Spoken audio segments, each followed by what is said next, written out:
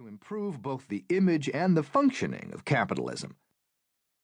There is a broad swath of public opinion suggesting that people want to end cowboy capitalism, where anything and everything is acceptable in the pursuit of profits.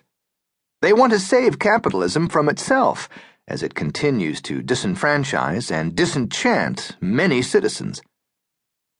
In 2014, the Harvard Business School surveyed its alumni and reported this finding. The United States is competitive to the extent that firms operating here do two things: win in global markets and lift the living standards of average Americans. The U.S. economy is doing the first of these but failing at the second. Recently, Harvard professor Michael Porter went on to say, "This is a critical moment for our nation. Business leaders and policymakers need a strategy to get our country on a path towards broadly shared prosperity."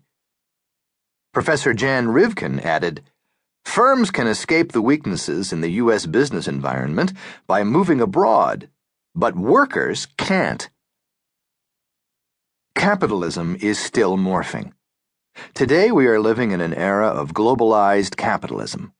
While it has improved since the era of the 1900s, when exceedingly harsh working conditions were the norm, we still have sweatshops and migrant workers living on starvation wages in many parts of the world today.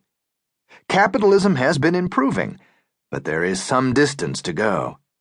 People tend to think of capitalism as consisting of large corporate multinationals and financial organizations. Some have called this corporate capitalism. But we should not forget that one-man firms, mom-and-pop stores, and small businesses with 5 to 10 workers account for a great number of enterprises in developed economies. In less developed economies, they account for up to 90% of the economy. We hope they can adopt modern business practices and improve their productivity and performance and grow their businesses. Most countries have chosen capitalistic concepts to run all or part of their market economy. The market economy is divided into 5 specific markets. 1. Businesses. 2. Nonprofits. 3. Financiers.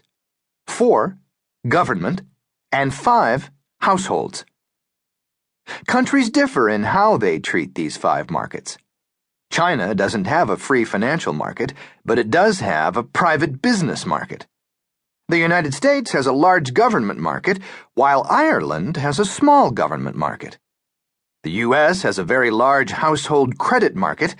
Many countries don't. The U.S. also has a large nonprofit organization market. Most countries don't.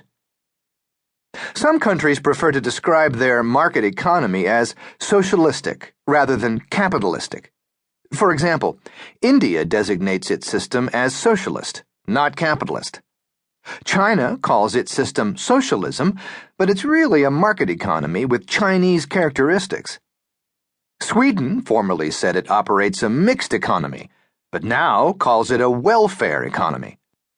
The term welfare economy suggests that the market economy tries to balance private enterprise with social purpose. The Nordic countries are a prime example. They want their business enterprises to pay living wages and provide good working conditions for their employees and their families. They put a high premium on education and health for all. Their companies provide long vacation time and generous time off for working mothers who give birth.